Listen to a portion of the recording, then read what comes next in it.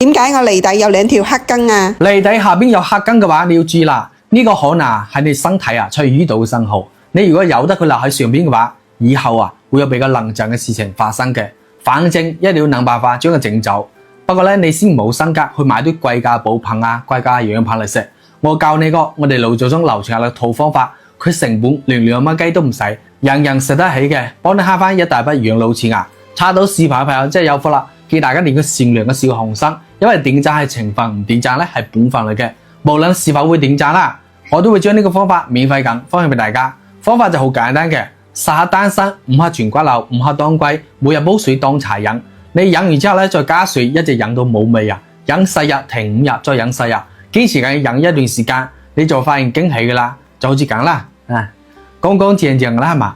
關鍵係你買啲好嘅材料先得，唔係嘅話你飲幾多都嘥氣嘅。如果你唔知道去邊度揾好嘅材料，又或者嫌麻煩唔想自己搭配嘅話，喺視頻左下角有搭配好嘅免治茶包噶啦，你帶翻去用滾水沖3-5分鐘就飲得，唔使煲唔使煮嘅，簡單又方便啊！有需要嘅朋友趁依家抵買，快啲帶翻去飲起身啦！